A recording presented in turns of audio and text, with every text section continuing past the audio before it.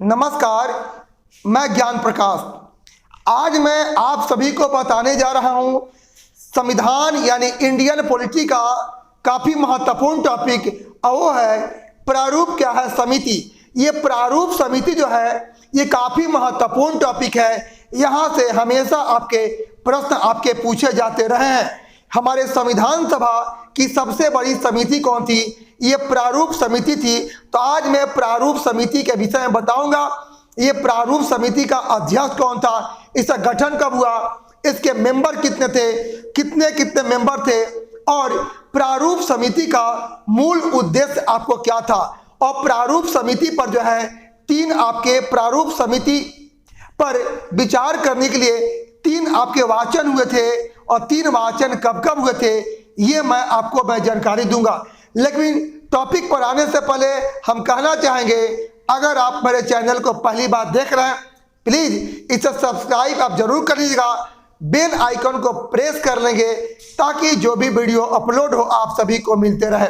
और टॉपिक पर आने से पहले हम आपसे कहना चाहते हैं कि ये मत कहो खुदा से मेरी मुश्किलें बड़ी है, ये मत कहो खुदा से मेरी मुश्किलें बड़ी है, उन मुश्किलों से कह दो मेरा खुदा बड़ा है। आती है आंधियां तो कर उनका खैर मकदम, तूफान से ही तो लड़ने को खुदा ने तुझे बनाया है।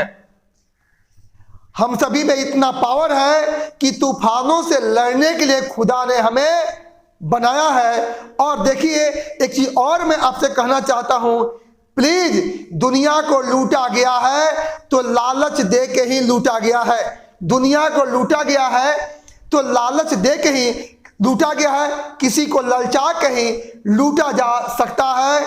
और अगर आपको कहीं भी कोई लालच दे रहा है तो समझिए कि आपको लूटने की तैयारी चल रही है।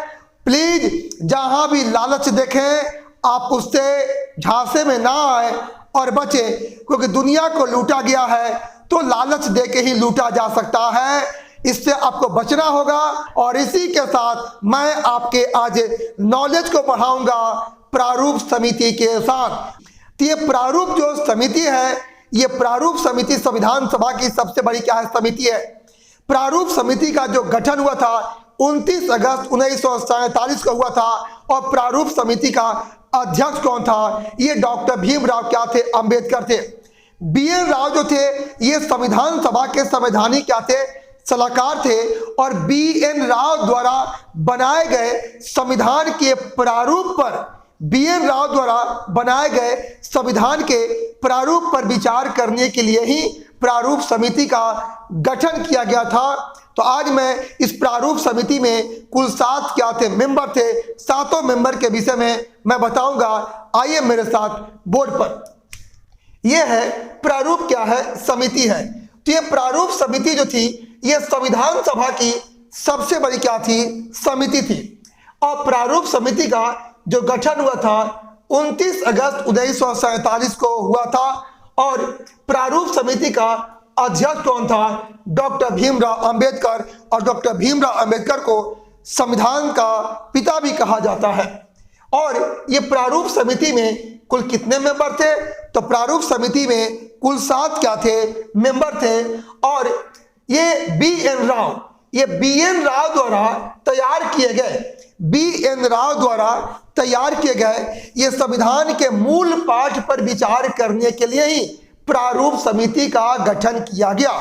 आपको ध्यान में आप ध्यान में रखेंगे कि आखिर प्रारूप समिति का गठन क्यों हुआ था।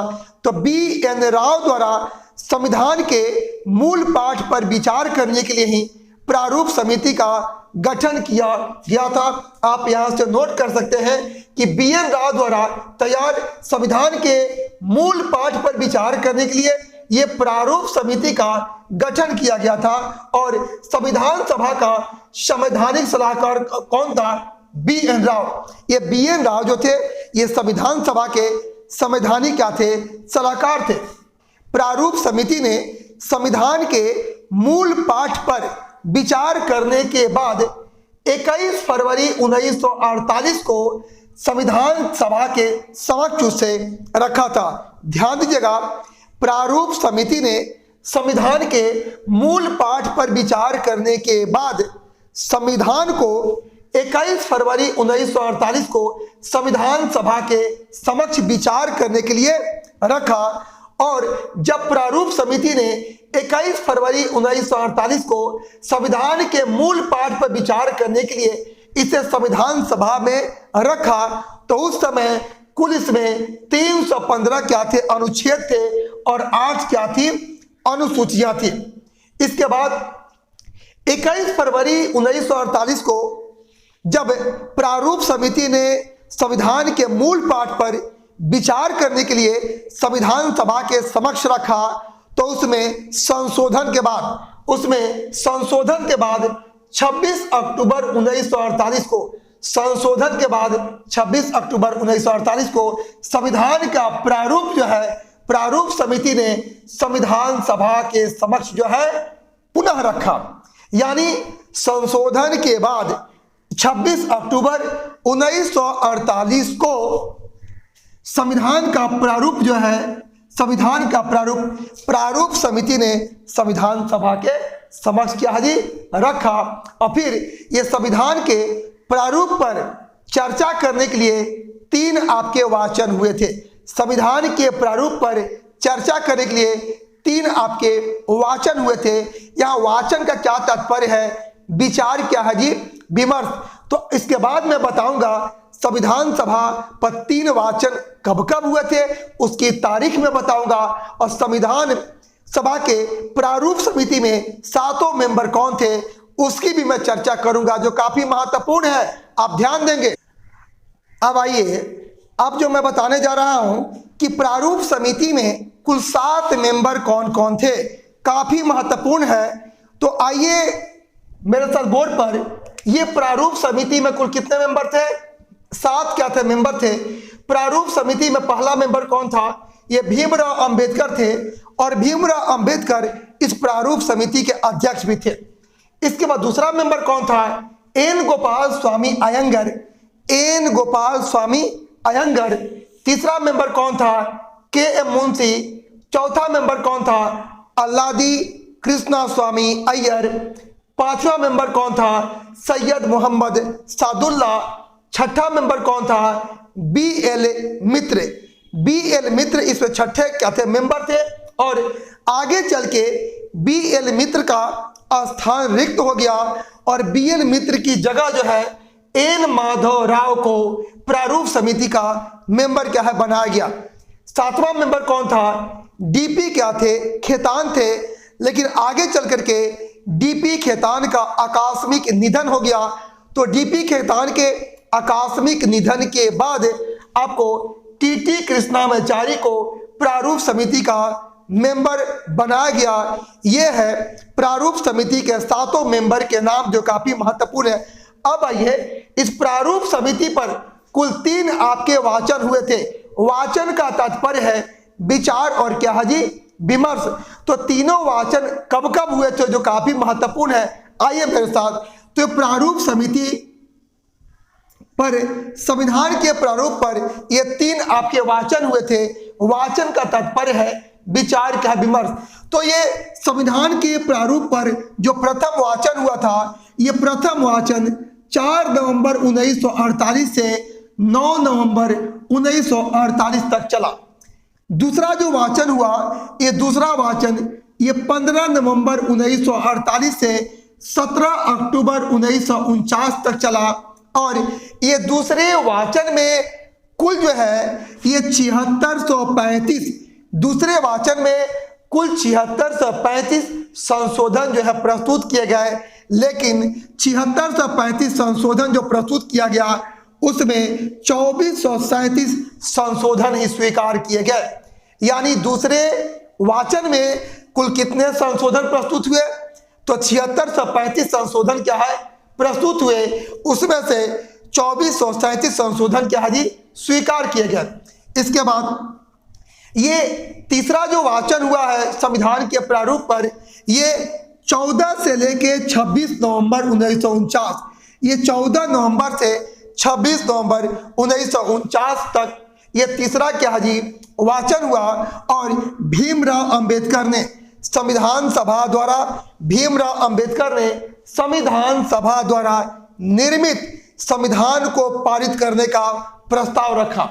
अगर क्वेश्चन पूछता है कि संविधान सभा द्वारा निर्मित संविधान को पारित करने का प्रस्ताव किसने रखा, तो भीमराव अंबेडकर ने इसे रखा था। इसके बाद 26 नवंबर 1949 को ही हमारे भारतीय संविधान को अंतिम रूप से स्वीकार कर लिया गया, अंगीकार कर लिया गया, अधिनियमित कर लिया गया। 26 नवंबर 1949 को भारतीय संविधान को अंतिम रूप से स्वीकार कर लिया गया। तो भारतीय संविधान को 26 नवंबर 1949 को अंतिम रूप से स्वीकार किया गया, अंगीकार किया गया, अधिनियमित किया गया। हमेशा यह सवाल पूछता है कि भारतीय संविधान को हम लोगों ने अंतिम रूप से स्वीकार कब किया, तो 26 नवंबर 1949 को। इसीलिए राष्ट्रीय विधि दिवस 26 नवंबर को मनाया जाता है। इसके बाद 24 नवंबर 1949 को संविधान सभा की अंतिम बैठक हुई। संविधान सभा की अंतिम बैठक कब हुई? 24 जो है जनवरी 1950 को संविधान सभा की अंतिम बैठक हुई और 24 जनवरी 1950 को ही डॉक्टर राजेंद्र प्रसाद को भारत का प्रथम राष्ट्रपति चुना गया। डॉक्टर राजेंद्र प्रसाद को देश का प्रथम राष्ट्रपति कब चुना गया? तो 24 जनवरी 1950 को राजेंद्र प्रसाद को देश का प्रथम राष्ट्रपति चुना गया और 24 जनवरी 1950 को ही संविधान सभा की अंतिम क्या जी बैठक हुई। इसके बाद 24 जनवरी 1950 को यह संविधान सभा को भंग कर दिया गया और वो संविधान सभा जो है अंतरिम संसद का रूप ले लिया। यानी 24 जनवरी 1950 को संविधान सभा भंग हो गई और वो संविधान सभा अंतरिम संसद का रूप ले लिया। अंतरिम का अर्थ होता है अस्थाई। इसके बाद जो है 26 जनवरी 1950 को भारतीय संविधान जो है उसको अंतिम रूप से देश में लागू हो गया। यानी भारत का संविधान कब लागू हुआ?